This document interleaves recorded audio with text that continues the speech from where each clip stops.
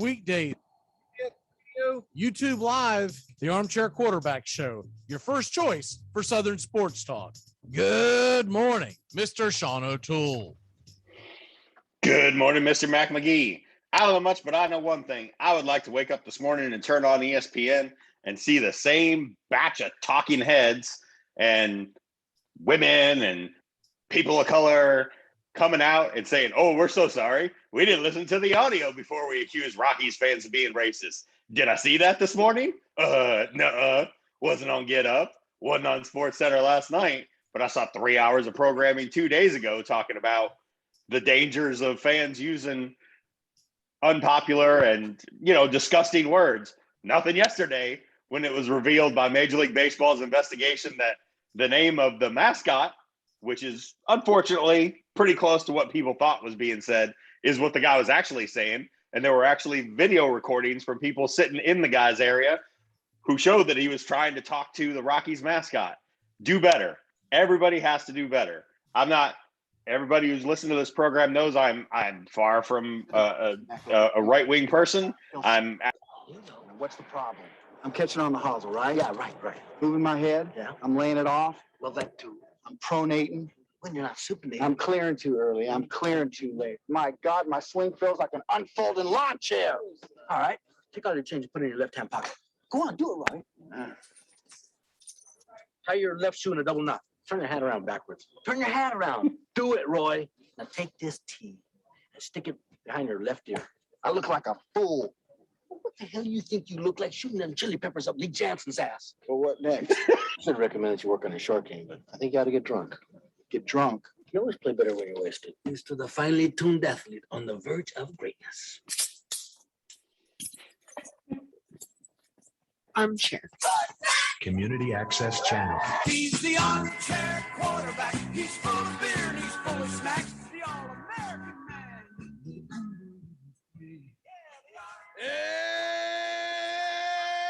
Howdy, hi. Top of the morning to you. Welcome to the Armchair Quarterback Radio Show. I don't know much, but I know one thing. That was the most long-winded damn intro. Sorry, but I had to mute you because I was like, we've run out of bed music. I've never had that happen. How are you today, Sean? I'm fine. I was a little wound up about the whole Brinson thing, but I'm fine now. By the way, it doesn't go without me noticing. This happened in Denver, Colorado. Didn't happen in Atlanta, Georgia. I thought Atlanta, Georgia was the one that was racist. Right. Yeah. It happened in one of the wokest places in the country. How about it? Shocking. It's so funny. It comes full circle. Yeah. Woke because the demographics is like 99.9% white. Yeah, sure. Woke. It's the way it always is. Oh, man, we're accepting of everyone as long as you don't live around us. Let's go ahead. I love everybody just as long as my, have a really big gate. All right, let's go ahead and dive into the problems at hand. Major League Baseball, man, we got some pennant races. We got some pennant chases, and it is heating up. This is the best time of year to me because football is around the corner. Today we are doing Buckeyes and Bengals breakdowns. Now we will also probably touch on the Browns because we did the Browns several weeks ago. We're going to kind of like revisit it. At the time, I didn't have it fully drawn up, and if I had, I would have done all three today. But anyways, we'll probably just touch on them. But it's Bengals and Buckeyes Day, so let's get going with some Major League Baseball, and then we will dive into that. Okay, last night, Sean, I felt like that the Atlanta Braves got a huge win because win. Dude, that's one of those games where I'm watching it, and I'm like, I felt like we lost that game.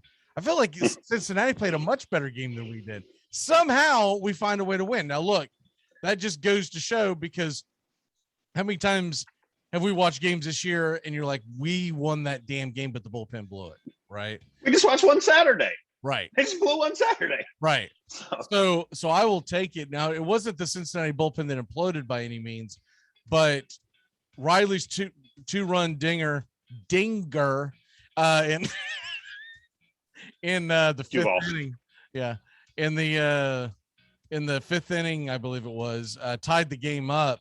And it was either the fourth or fifth inning. It was so funny because the Braves broadcasters are so bad, because when they have Nick Green and Paul Bird and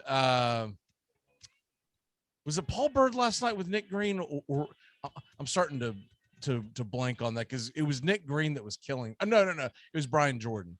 But usually, Yeah, it was Nick and BJ. Yeah, but normally you have Paul Bird putting his 2 cents in from the sidelines is just absolutely terrible. And I'm always thinking to myself, can we ever get any guys that were good at this sport to get in the booth?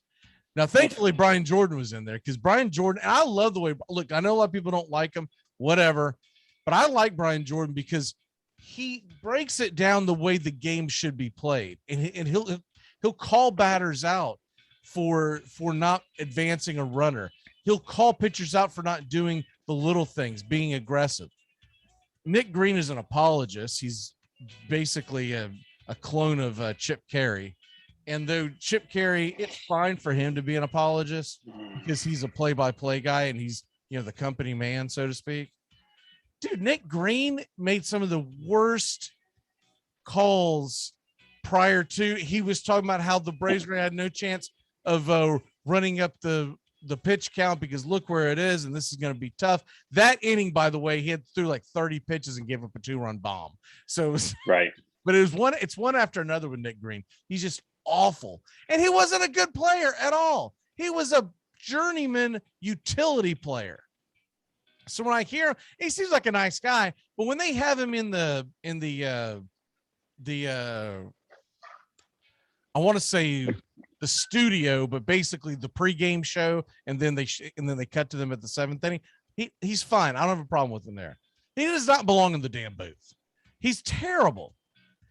And you can't go to a guy like him, who's probably, I'm guessing, a 213 lifetime hitter somewhere in that neighborhood, and he's going to break down bad. He might have crossed 230. Give him a little bit of credit.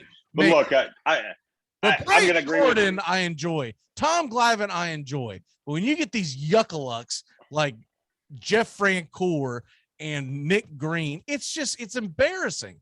They don't know what the hell they're talking about, and it shows why they weren't good hitters. Yeah, I agree. I mean, Brian Jordan, for people that don't remember, and the kids would have to wiki him to figure. I mean, he was a 2-sport guy. He was a safety for the Falcons. Like, he was a very, very good athlete. He was the other. He was the other. Right. Deion He was the other Deion. Yeah, he was the other Deion Sanders. And his baseball career was kind of cut short by his football injuries, but he was a very good hitter. I enjoy him. He's a little understated. I'll be honest with you. Until you mentioned it, I'd never paid a lot of attention to Chip. Like, play-by-play guys just is not something that I spend a lot of time concerning myself with. But last night, he kept pronouncing the L's in Nick Castellanos' name. And as a Tigers fan who listened to it done right for 6 years when he was there, it was driving me crazy. He kept calling him Castellanos. And I'm like, dude, have you never pronounced a Greek name before? Do you not understand that there are consonants in Greek names that are silent? Like, even Tom Brenneman, when he was getting canceled, said his name correctly. Well, also, it's not like he is just coming onto the scene either. No, he's an all-star. He's been in the league 8 years. Right. He's been in the league for years. So yeah, that's not going to bother me as much as just the dopey comments. We're like, and I quoted it like 4 or 5 times over the past week or so when that dumbass stood up there and said, we've got like 5 guys that could close games. We have 5 closers. No team has that. It's incredible. And that night we blew a lead and then later blew a save. And then of course Saturday, and I forget who it was. It was like the next night someone else blew something, and I just put, and I don't think anyone knew what I was talking about, but I just tweeted, I said, 5 closers. We've got 5 closers. It's like, you did. No, because if you have 5 closers, you have none. It's just like if you have 3 quarterbacks, you have 0. Right. Because the old adage, if you got 2 quarterbacks, you got 0 quarterbacks. I don't remember who coined it, but just talking about the standings overall, because I think it was probably Bobby Bowden coining it to Steve Spurrier, as Steve Spurrier was shuffling quarterbacks. I was just freaking hammering them. But looking at the standings, I mean, just versus a week ago, we were here, and just to talk about the East in each league, right? Like, here comes Toronto. I think here comes the Yankees, and Boston I mean, we were here a week ago. Boston was, I think, Here a they game come back for in the Tampa, wild or they were card. tied. I Well, get- right. That's what I'm saying. That's what I'm saying. Here they come for the wild card. Like that could easily be Yankees Toronto could be the wild card game, which I don't think, you listen to New York sports talk way more than I do. I don't think any Yankees fans had that 3 weeks ago. I'm telling you right now, the team everyone better watch out for is Oakland because they're 2 games back of Houston. Let's say they catch them. You do not want to play the Houston Astros in a playing game. You just don't. Brr, You do brr. not. And it Nope. would most likely be in H-Town, right? So, Yep. but what I'm pulling for, and I hope they don't do a full-on collapse, but it feels like they're going to. I want Yankees Boston in that wild card game because it would be phenomenal. It would also nail the head on we don't want this wild card playing crap anymore because you're gonna be, dude. Yeah. The ratings were phenomenal. Yankees Boston go, yeah. Just imagine if you had 3 of those. Oh man, Right. So Right. I've been pounding the table for this specific thing. Jesse can tell you all the way back to the debut of Armchair Quarterbacks. The very first year I was talking about this, and every year we started pulling for it. We've never gotten it, and I'm hoping we get it because this might be the last year of it, right? But I said back then, I said you get Yankees Boston in 1 game playing that will end this 1 game playing junk, right? In the National League, Dodgers, Padres, or Dodgers, Mets would do the same thing. I mean, those are the executives, walking around Manfred's office, Mets ain't dusting his plaque that says it's just a piece of stainless steel. They'd be like, I don't think this is good, boss. I don't. The Mets look like they're in a worse spot than Boston. I mean, their owner can't stop tweeting. His trophy wife's on Instagram live, Yeah, look, going live every day. Look, for the I game. called They're in this. trouble. I called this weeks ago, and several people that I know and love dearly told me that the season might just be over. And I was like, no. If you look at the schedule towards the end, the Mets are going to run into a buzzsaw. The Braves schedule gets much easier. The team you got to worry about is the Phillies. Now, here we are, and I'm going to throw this out at you because we need to get to the football here in a second. But let's go ahead and get into some buy or sell. Buy or sell. All right.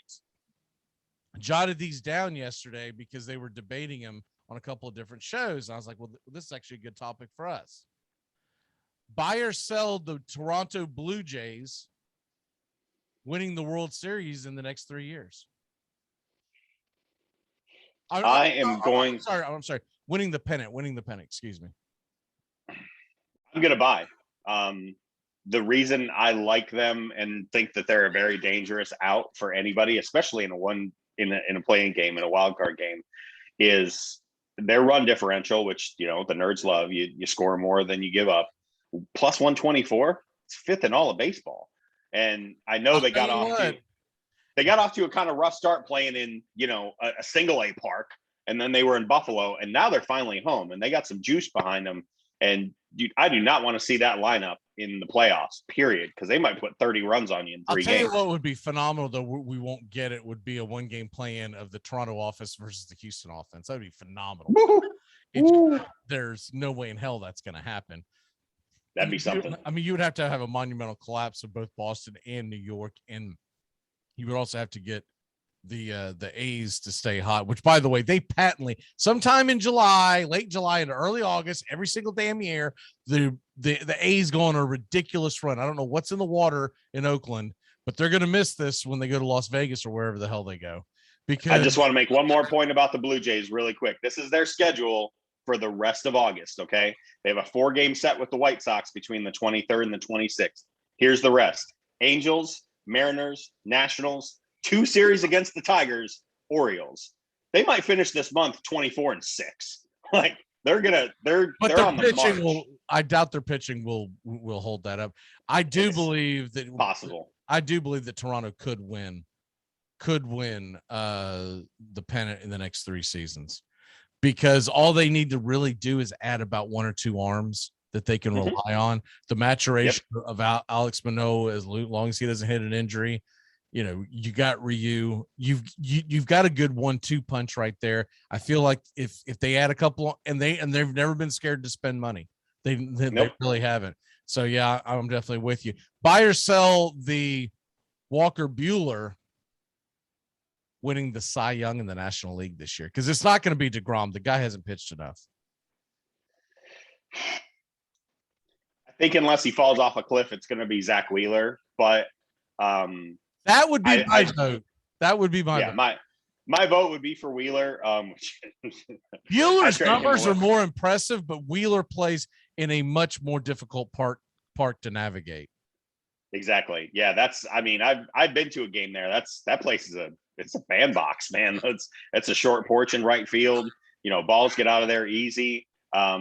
Everybody, they're going to play it over and over again. And you're also going to get the East Coast bias of the writers. There's more East Coast writers than there are West Coast writers. Right. Absolutely. A lot of them, a lot of East Coast, especially baseball writers. Not saying that that's not true in other sports, but in baseball specifically. Well, right. But all sports, because it's just like the media is bigger in the East than it is in the West. It just is, because there's more eyeballs. 75% of your United States population is east of the Mississippi. So just by that alone, that you're going to have more baseball writers over in the East. I'm gonna sell just because you can talk me into it. He's pitched great this year, but I'm gonna sell just because I think it's Wheeler's to lose at this point, unless he gets hurt or falls off a cliff. I don't see any scenario where he doesn't win it.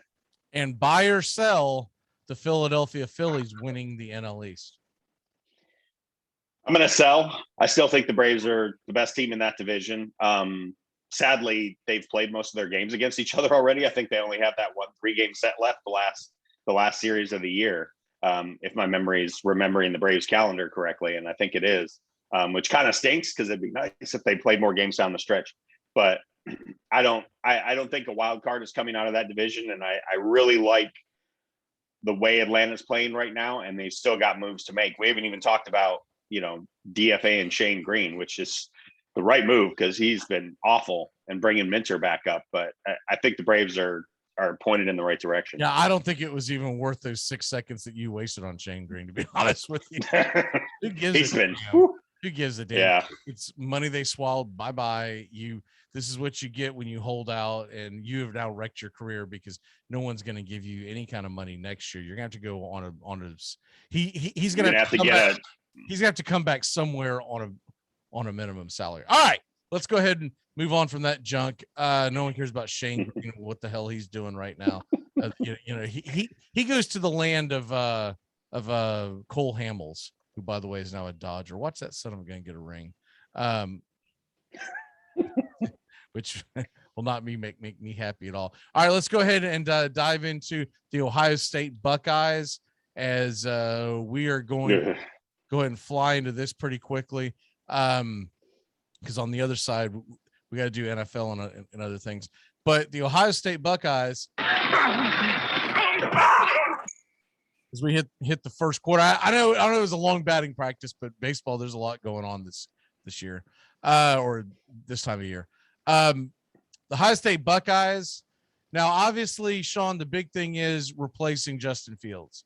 No matter what people think, you can't just plug and play. And it looks like it's going to be C.J. Stroud, but what say you? Yeah, I mean, they've also got Jack Miller and Kyle McCord, a 5-star recruit. But no matter which way they go about it, they're going to be starting a guy who's barely seen the field, right? Stroud and Miller have seen a little bit in mop-up duty last year, but definitely not, seasoned veterans. And Kyle McCord was, at his prom, 4 months ago. So he's coming straight out of high school. Nothing will give you a derailment season, right? We've seen very lauded programs, even programs who've won national titles, fall off the next year when trying to replace a lot of starters. If one of those starters is a quarterback, we saw it at LSU. We've seen it previous times at Alabama and Georgia. This is a very, very interesting year to see what kind of coach Ryan Day is. I'm not talking about a program builder or recruiter. He's top of the class really in the Big Ten when it comes to those two things. But what kind of a coach is he? Because he came in, with basically a ready-made team when Urban stepped down, and he went from, one experienced quarterback in Dwayne Haskins to another experienced quarterback in Justin Fields, who's a one-of-a-kind talent. By all accounts, Stroud is very good, but he's not the same kind of athlete as Fields.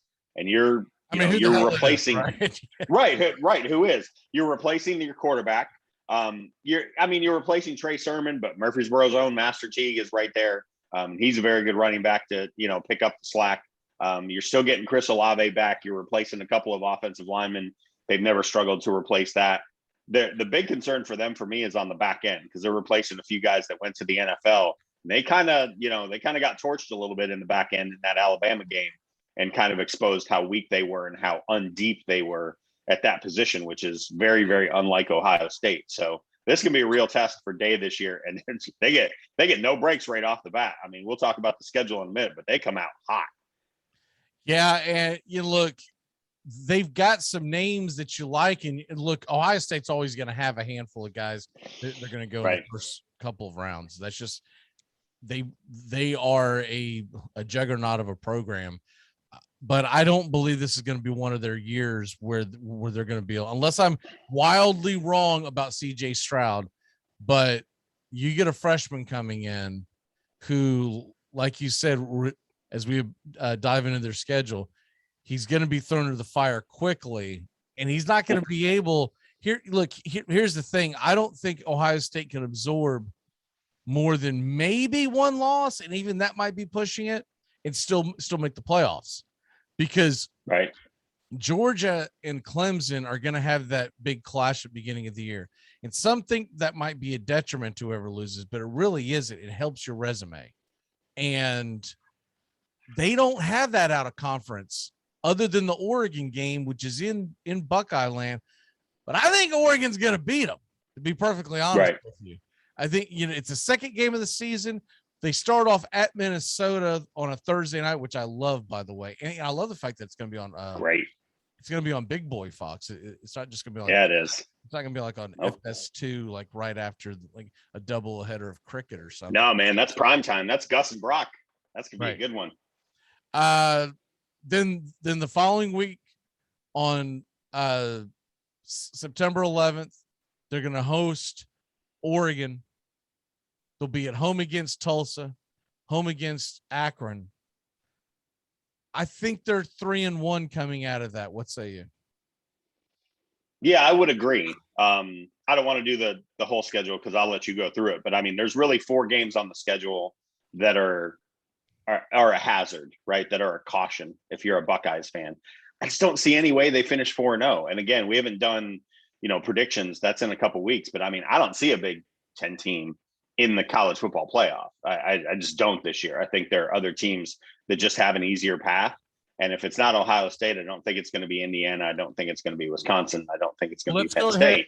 Well, let's go ahead and cut to that, Chase, and go to those 4 games, because I'm thinking that you're talking about outside of the beginning of Oregon and Minnesota. They're at Indiana. They're at home against Penn State. And then they're at Michigan to finish the year. Is there a game that I'm missing there that you think is a bigger stumbling block or a stumbling block? No. Okay. No, absolutely not. I mean, at Nebraska, home for Purdue, home for not with those goofy uniforms you shared to me this morning. They ain't going nowhere. Good Lord. Those are the worst. If I would have known that was there, that would have been the picture next to me. I'll try to remember to share it later in the week or whatever, but those are goofy. If y'all have not seen them, I will definitely share them in a second on all our social media pages. But wow, are they? Me and Trosh haven't been able to confirm or deny if those are legit, but we've seen them on multiple reporting outlets as what was announced for the September 11th game. Which, God, I hope that's a troll job, because that's when you look at them, they're red pants with a red top, slash, but it looks like overalls. They turn the jersey into overalls with the red overall and the sleeves are white. So it looks like they're wearing Lord. Those are so back to Ohio State. Those are the 5. So those are almost as bad, and I've never put anything next to it. They're almost as bad as those Gator ones that they came out a couple of years ago that were supposed to look like reptile skin. And so they was supposed to be like a dark green, but it looked like poop. I remember those. Oh my God. It looked like I need to check them out. They were poop brown. Lord. So you had the Florida Gators running around wearing poop brown, and like their diehards are going, "Oh man, they're pretty good," and everyone's going, "Really?" Even Tony was like, awful. Luckily I haven't seen Florida State wear something that bad yet, but I don't like to brag like that because next thing I know it's going to come out and they're going to have butterfly wings or something on the back of there. All right. Where does Ohio State finished this year? Because we got to run to break. I think they finished with 2 losses. And I think it's going to be definitely Oregon. I would love to say that Minnesota is going to get them because they might, PJ Fleck knows that program. He's going to have his team ready. We did their breakdown. He's got a pretty veteran team, and they started the year getting embarrassed last year against Michigan. So, I mean, they're going to be all kinds of vinegared and fired up for that game at home in prime time. You can talk me into Minnesota beating them. I mean, if they're 0-2 out of the jump, oh my God, the press in Columbus is they're going to be foaming at the mouth. As much as I'd love to say the Michigan game is a hazard, it's really not, because by that point in the season, Day's going to have the kinks worked out. And yeah, Harbaugh is going to be toast. So I'm going to take 2 losses. I say 10-2, 1 loss. I say 3. I like it. I say they are going to lose 3. Maybe it's the bowl game, but they will lose at least 3. Okay. I think, look, that's a tough gate when you go out the. All right, Minnesota's got something to prove, but let's just say they get by there. I do believe Oregon's going to beat them. The only thing that could help Ohio State on that is it is an early kickoff, and for college kids that could be rough. But Indiana, I believe, is absolutely a loss, and then I believe they're going to lose one of these games.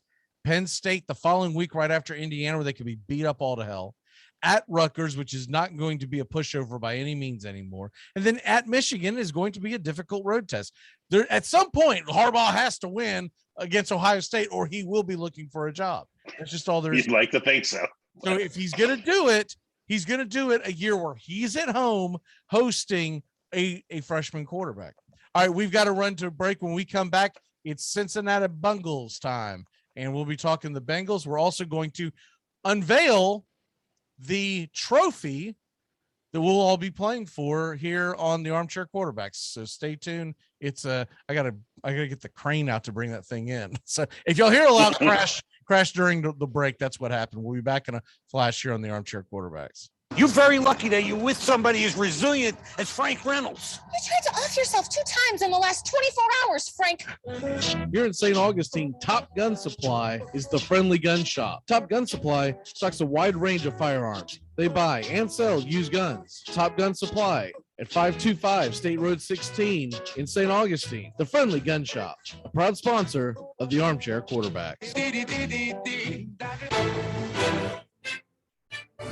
ACC football covered like no other here on the Armchair Quarterback. Against the blitz, touchdown, Florida State. Rock Preston scores the touchdown.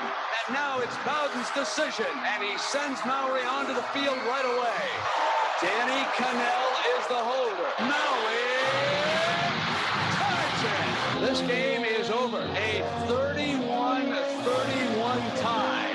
A 31-31 tie. A deep throw by Lawrence, a lot of contact. Justin Ross broke free from it. He's down in the end zone. Touchdown, Clemson. Justin Ross, a freshman wide receiver, big, rangy, and Trevor Lawrence knows. Throw it up against that single coverage. Give him a chance to make a play on a 50-50 ball. If you're a fan of the ACC, pull up an armchair. You're home. What's going on out here? Everybody's clapping out there. Nobody's touching. Everybody. Clap, clap, clap. Nobody touching. You're riding Morning Shotgun with the Armchair Quarterbacks. We're here weekdays. Your first choice for sports talk here on the First Coast. Listen in your office, in your car, or even your neighborhood bar. You can listen with your whole family. Hey, Jacksonville, winter is the perfect time to start planning for your healthy, pest-free spring lawn with True Green, America's #1 lawn care company. True Green's science-based approach and local expertise will help give your lawn the year-round care it needs to be thick and weed-free. Go to truegreen.com/radio to save 50% on your first service. Just call 866-946-5956 or go to truegreen.com/radio today and get a lawn to be proud of. Geico knows there are many reasons why you ride. From the exciting adventure of the daily commute to the peace of mind that Geico always has your back with 24/7 access to claim service and legendary customer service. But Pamela Mund had one reason in particular. My skin is extremely averse to most fabrics, except for the soft, buttery feeling of leather. Thankfully, I found my clan of leather lovers in the biking community. It's been life-changing. Geico Motorcycle. 15 minutes could save you 15% or more. I'm Amy Lawrence, and I'm up late, always, after hours, hanging out with you on CBS Sports Radio. Check it out, 2 a.m. Eastern, 11 p.m. Pacific. We're crab people now. We're crab people now? Yes.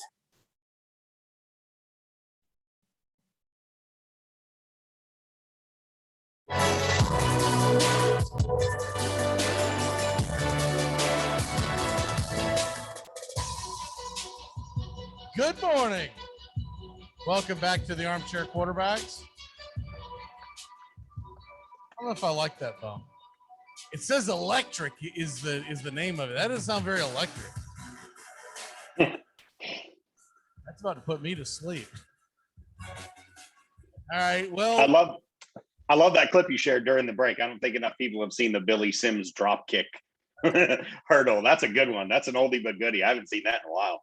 Yeah, I come across a lot of this stuff off of TikTok and a couple other platforms. And when I see something that I think that can be used without having to hear it, I'll grab it. And then the funny ones are the ones that I grab for the intro, like the lady this morning doing the imitation of the club sandwich guy. Like that to me is funny as hell. Anyways, here she is in all her glory, and I about dropped the damn thing. It's heavy. My wife's the one. Well, strange enough, my wife's the one that talked me into this one. She finds it and she's like, so what you probably can't see because of the glare is that previous champions are on here. So this starts at 2014 and that rolls all the way. So the top one over here, sorry, I'm trying to, there you go. The top one over here. Now I see why I was never a weather girl. That amongst many other reasons. That is O'Toole for the 2020 championship. And I know Trosh is on there. I know Doug is on there. I'm on there several times, but I'm afraid if I turn it and read it off, I'm going to break the damn thing. But anyways, that will be on display behind me somewhere in the very near future. And that's what you're playing for that Wednesday morning. It's a live draft here on. Yeah, it's on 2 weeks, I think. Yeah, it's a live draft. 3 weeks, I think. 3 weeks. Okay, got it. September 1st. So it's a live draft here on YouTube. It is a standard draft, not standard rules, but it's a snake draft. It's not it's not an auction because I can't do 300 things at once. Only 298. So. Like, I've tried this before. Now the YouTube After Dark one that we're doing Friday night, that's an auction one, but I don't care as much because that's not getting broadcasted on radio. So I don't care if we have dead air. We're just gonna have fun with it, and it is what it is, right? But the one on that day, that one's on live radio, and I don't want a bunch of dead silence where you and I are trying to figure out how much money to put down Tyler Higbee. You know, plus an auction. Can you imagine an auction draft on live radio? Someone would just spend all their money and they'd be gone in like 6 minutes. They'd be like, "All right, I'm out. Show's over for me." Dip. That'd be Waller. Waller, do it again. He's on auto draft. So others are free to join us on that Wednesday morning, but it's Sean and I doing the show. I don't know who else, because look, it's a Wednesday morning. A lot of people probably can't work that into their schedule, but they'll be drafting. I just don't know if I know you and I will be reacting and having fun and making fun of them. But but as far as everyone can join that Friday night, anyone can right on that. So pretty much expect that Wednesday will just be very, very loosey-goosey kind of show because it starts right at, I think, 8:30. So the show, the whole point of this, the show is going to actually come on YouTube a few minutes before because I don't want to be running around hitting buttons and stuff, and I get auto drafted. So we'll probably start the feed around 8:15. Sean, you jump on whenever you can, but I'm probably going to start feed around 8:15 just so I'm not running around with the chicken with my head cut off. All right. Speaking of chickens with their head cut off, it's time to talk about the Cincinnati Bengals. Zing, Brian, zing. That's a good transition. Cincinnati Bengals, man. I don't think they're going to be as bad as everyone thinks that they're going to be. I think they're going to be entertaining. I think they're going to be a notch above what the Jacksonville Jaguars will be this year. By the way, did you hear the news that the Jaguars are saying that what is his last name? CJ, the defensive back from the University Henderson is on the trade block.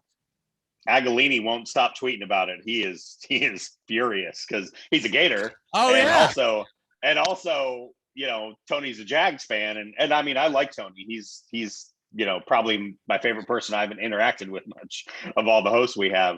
And he had a great point last night. He's like, you kind of got to put him on the field if you want to trade him. Like, you can't just tell him to, you know, stand over there and catch water. You know, that ain't gonna work. You ain't gonna get anything for him. That's the Gator in him.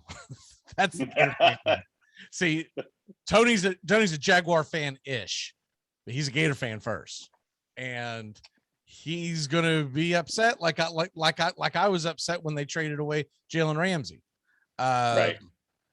That's a little different story. Jalen Ramsey wanted out because Coughlin was a mental patient, and and not that I think that Jalen Ramsey would actually pass with flying covers in any kind of study in Vienna.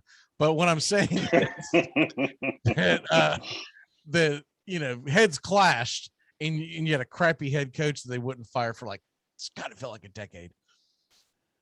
But this is such a big story, dude. I woke up to it this morning on New York radio. Right. Talking about it because Patrick Robinson of the Saints retired yesterday. Yeah, I saw that. And the thought is they might be sending Michael Thomas to the Jaguars. Whoa. For CJ Henderson. And of course, probably other things. But how about that? How about those? That's the wires I connected. Now they never mentioned that this morning. They're like, man, they really need a defensive back. Jaguars could use a receiver that hates where he is. He's like, man, I'll take my chances on Trevor Lawrence. I'm digging this Jameis Winston / Taysom Hill combo y'all got going on around town. That's an interesting thought. I hadn't seen that. I haven't seen that reported. Obviously, I've seen reporting about Henderson, but we'll get to the Jags, at some point when we do predictions. I'm actually a big fan this year. It fills needs for two teams. Yeah. I just are you so deep at cornerback that you can afford to give up a guy who looked lost? He looked lost in his first year, but he's only been in the league a year. When he got drafted, and I was laughed out of the building by the Gators. He was overdrafted. They drafted him in the top 10. They had no business drafting him that high. He's like 7th, right? Yeah, I think it was 7th. It was either 7th or 8th. It was not below 8. I know that because for some reason 7, 8 sticks in my mind. I think you're right. It was 7, but at the worst it was 8. And my point of it back then was, if that's who you really wanted, then trade back because he would have been there. You grabbed a guy who's short, who does not have what they like to call great twitch. He dominated in the SEC, sure. But shutting down Vanderbilt receivers is not as impressive as being able to go out there. And now they're going, well, dude, you're going to have to go up against Julio Jones, A.J. Brown, Michael Pittman. If I were the Jaguars, I would take a chance on Michael Thomas, who's locked up for the next 3 years. Yep. And say, look, you come over to us. You're by the way, we're going to get you healthy, my man. If you need surgery, you're going to get another surgery. If you need whatever. Because this isn't the year. We don't give a damn. And we're going to give him CJ Henderson, and we're going to give him Gardner Minshew. Can we get Gardner Minshew out of here? Trade for Jameis Winston and Michael Thomas. Have Jameis Winston and Tim Tebow on the same team, baby. But that's what I would do in there. So we'll put a pin in that because it's time to talk Cincinnati Bengals. But that's an interesting report, no doubt. All right, the Bengals. Like I said, I think this is a team that can be exciting, and I'm assuming Joe Burrow is going to come back with, all guns a-blazing. I'm not expecting him to have some big drop off that, it was like some debilitating injury he won't be able to get over. This is 2021, not 1964. They don't just, take you outside and shoot you because you sprained an ankle. So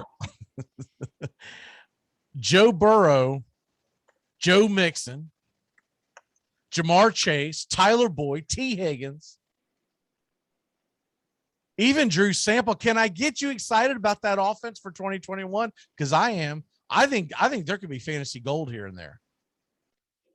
Yeah, I mean, so the big deal last year was they just couldn't keep him upright. So, I mean, they spent on it, right? They brought in Riley Reif from Minnesota. Riley Reif was drafted by the Lions. I'm very familiar with his works. If you put him at left tackle, you got problems. If you put him at right tackle, he's perfectly fine. He's a league average or better starter at that position. You got Jonah Williams at the other tight end spot. And then in the middle, Hopkins, Spain, and Jordan, who were all fine.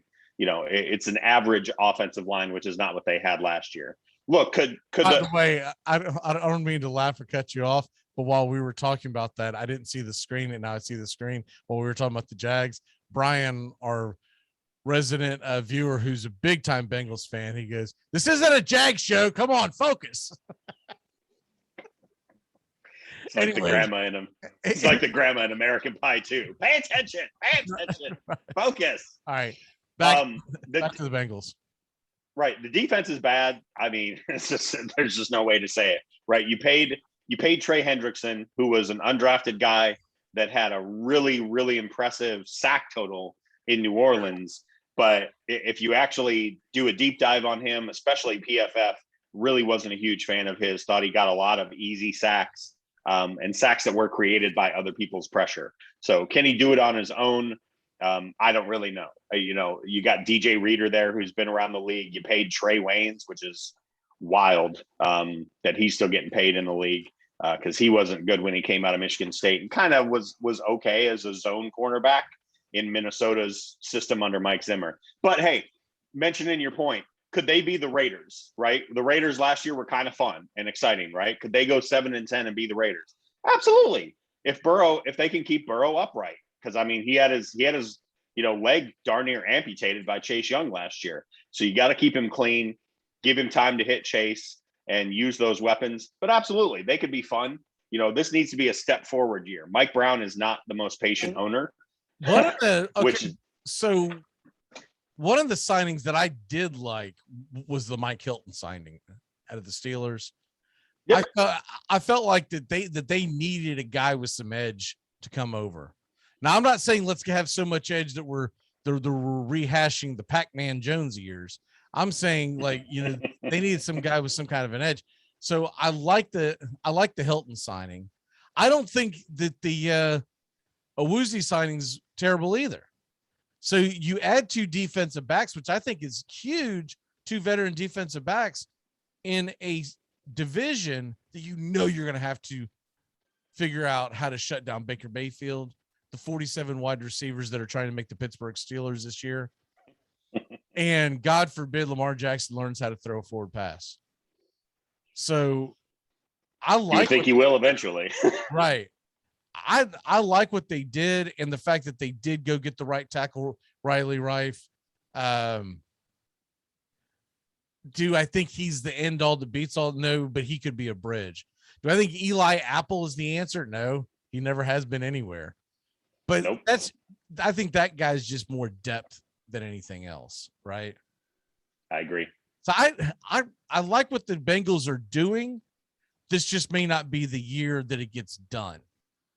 So Let's go ahead and dive into their schedule because we're going to run out of time here. By the way, preseason, they play this Saturday at Tampa. So if you're in Florida, you might be able to catch that game live. But as far as national games, they are on NFL Network next Friday, August 20th, against the Washington football team, which is, I like to see that. That should be a lot of fun because that should be everyone's dress rehearsal. Right. And then on the 29th, they're at home against Miami on a Sunday, and that's actually going to be on the Big Boy CBS. But the regular season, which by the way is like draft day for a lot of people because of the way it sets up. I know we got like 3 drafts that day, or maybe it's 4. The season starts off like this though, Sean. They're at home against Minnesota, and then they're at Chicago, at Pittsburgh, and at home against Jacksonville.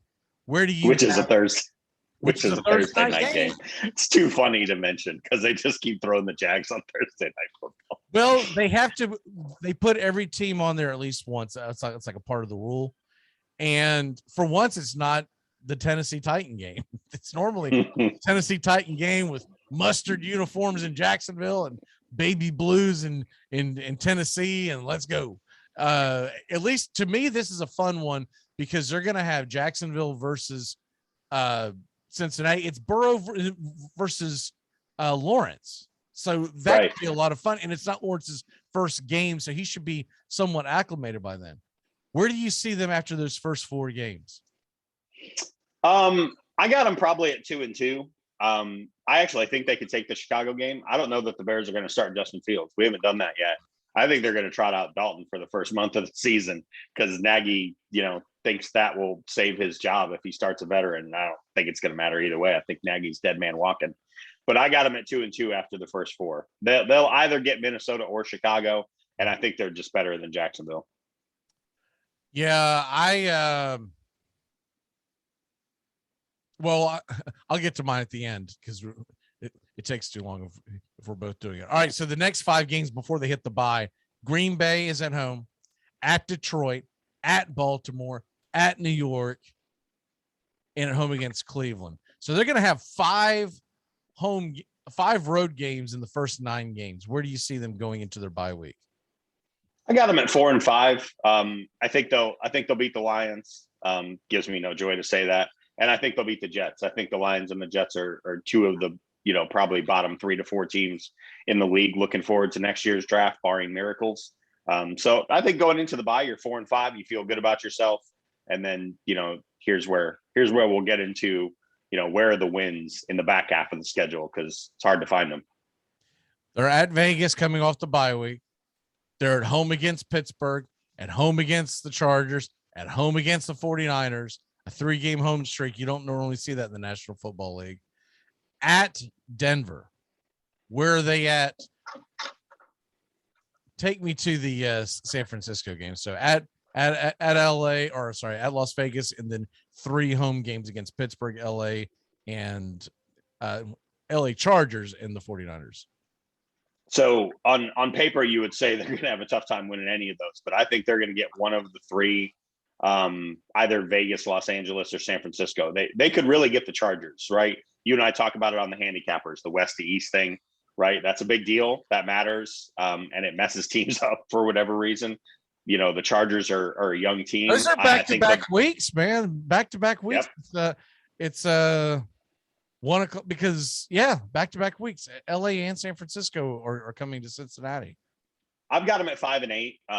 I think the Raiders are better than them. I think Pittsburgh's definitely better than them, but I think they'll get one of the Chargers or San Francisco. So are the Pittsburgh Steelers going to sweep them then? Is that what I think so? Okay. Mm-hmm. All right. So now we finish it all off with at Denver, at home against Baltimore and Kansas City, and then at Cleveland. That's where it all falls apart. All right. Where do you have them at the end? I got them at 6-11. They'll either win the Denver game or that last game of the year against Cleveland won't mean anything to Cleveland because they'll maybe sewn up the North or at least sewn up a playoff spot or can't change their position. So they'll sit everybody. But I got them finishing 6-11. Could they be 7-10? Sure. But I think 5 to 6 wins. I think their Vegas over under right now is I've seen it at 5 and I've seen it at 5.5. Seems to be the general number that I've seen the most often. I would take that over. I wouldn't put $15,000 on it, but I'd put $100 on it. I have the Cincinnati Bengals finishing 8-9. And I believe that you could talk me into them actually getting a winning record. And that may not sound that impressive, but we have just expanded the playoffs to 7 teams in each conference. If you're 8-9, if you're 9-8, you are in the conversation for the playoff hunt all the way through the month of December and into January. And that, to me, if I'm a Bengals fan, I'd be happy with. I don't necessarily believe that they're going to make the playoffs, but if some things break their way and some of these games that look daunting and unwinnable, those teams have injuries, you never know. And I believe that when you get 3 consecutive home games, you're going to get at least one of those W's. And you might even get 2. So it would not shock me. So that's where we differ a little bit in weeks 12 through 14. I think they probably go at least 1 and 2, if not 2 and 1. Don't ask me today which ones are going to win, but I believe that. I think the beginning of the season is going to be favorable to them. That 3-game road trip is going to be tough at Detroit, at Baltimore, at the Jets. It's not necessarily the teams. It's tough to go 3. If you can somehow figure out a way to go 2 and 1 in that, winning the Detroit game like you talked about, and winning the Jets game, dropping the Baltimore game, dude, that's a win across the board. And then coming out, step forward, right? And look, I don't necessarily think that the Vegas Raiders are going to drop the game at home against Cincinnati, but I will say this: teams that come out of a bye, and I don't have the Raiders schedule in front of me, but teams that come out of a bye, they have an advantage. They have a huge advantage. Yeah. So rested, right? Fresh. They could start off hot in that second half when you get the Vegas trip out of the way that you're coming off a bye on, and then you have 3 consecutive home games, and then you're at Denver. 5 of 6 games are at home. I mean, look, the back half, there's some good teams are playing, but they're also home games. Right. It gets cold in Ohio, and that's all I'm putting out there, man. It gets cold in Ohio that time of year, and I don't know if those LA Chargers or San Francisco 49ers are going to get off that plane and go, whoo, I'm glad it's snowing in my face. I love ice. I've seen many of my teams from Florida go up there north, and you can tell they didn't want to be on the field the moment the game kicked off. Right. This will be a little nod to Brian. I'm sorry to bring up any bad memories, but yeah, those West Coast teams coming east into Ohio late in the year. I mean, that weather is more unwelcome than Kimo von Oelhoffen is in Cincinnati. And Brian, I'm sorry if you get that reference. All right, let's go ahead and real quick, where do you think that the Browns are going to be at this year? Are they your favorite to win that division, or is it still Baltimore?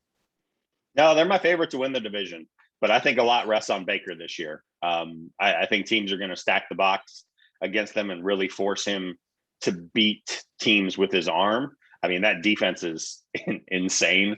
Clowney is not what people believe he is, but if you put him across from Garrett, he could be what he was when he first came out, because he's going to see a lot of one-on-one easy matchups. And they're going to be able to stunt him and do things like that. But it's all going to come down to Baker. I mean, again, they were a really good story last year. I was so pulling for them, which is very unlike me against the Steelers, because I've just had enough of Ben. And I mean, they were a very exciting team down the stretch, but I think they got a target on their back. So how do they play now with the bullseye on their back when they're not, the plucky upstart that's trying to overtake people? Because they didn't play very well with the bullseye on their back 2 years ago, right? So yeah, exactly.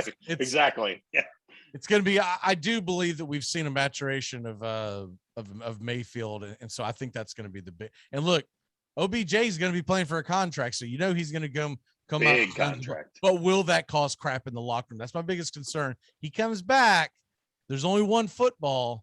He's going to be a free agent. Is he going to be upset if they're 6-2, but he's only averaging 60 yards a game? Not only is he going to be a free agent, but so is Landry. You think Landry wants some touches? I mean, it's interesting times.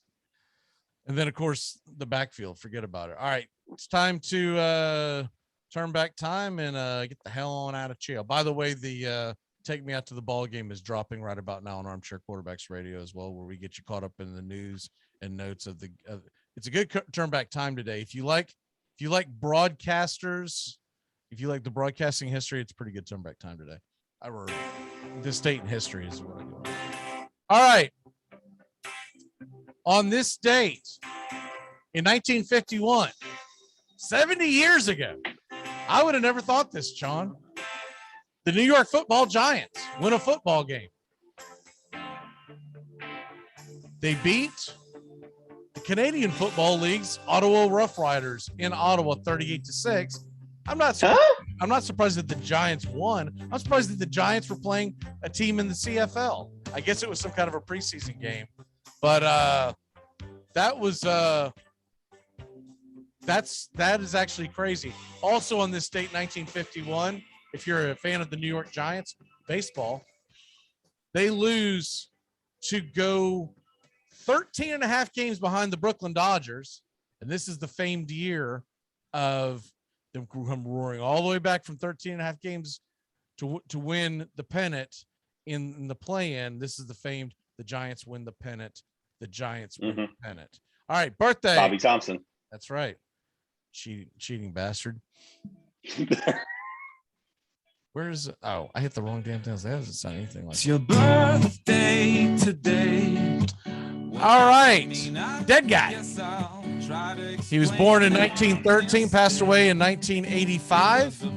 Bob Scheffling.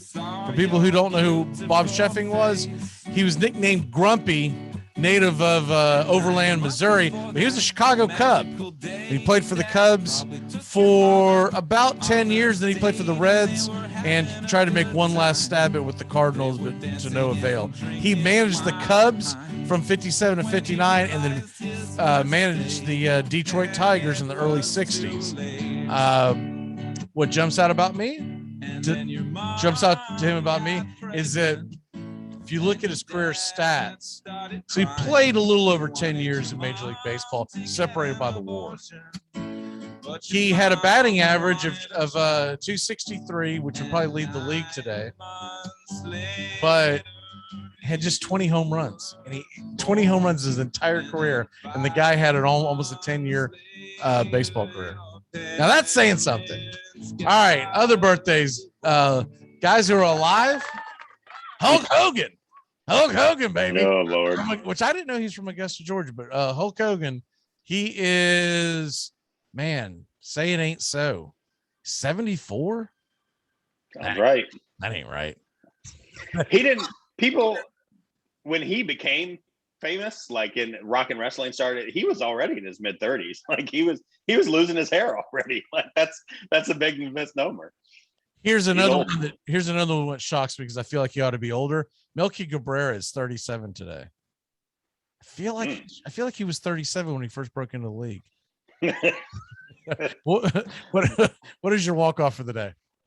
My walk-off is dude, Craig Elo. How old do you think he is right now? The shot was in 87? So 55. He is the ripe old age of 60 today. Oh, that's close. Put that in your pipe and make you feel old. All right, what's your walk off, sir? Sorry.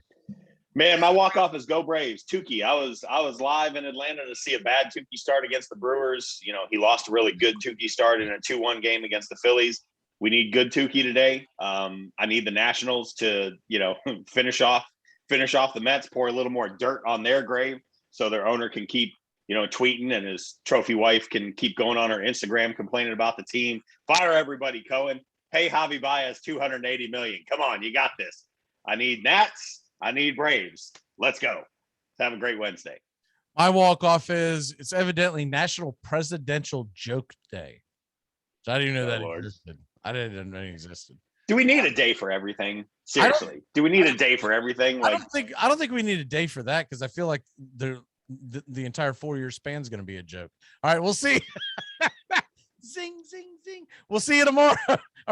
Tomorrow. Great job, Sean. I'll see you on Saturday. And yes, Saturday. And we will be doing the handicappers. All right. See y'all. Goodbye, sweetheart. It's time to go. We're back tomorrow with another show. Well, unless we're fired, we'll talk to you then. Goodbye, sweetheart. Goodbye. Goodbye. Guys and gals, it's time to go. We'll see you on the next show. Same bat time, same bat channel. Thanks for listening to the Armchair Quarterbacks on these CBS Sports affiliates. Catching the show on YouTube Live. We're here weekdays. Find Armchair Quarterbacks on YouTube Live today. Please subscribe and share and take us everywhere you go. The Armchair Quarterbacks, first choice for Southern sports talk, live from the First Coast.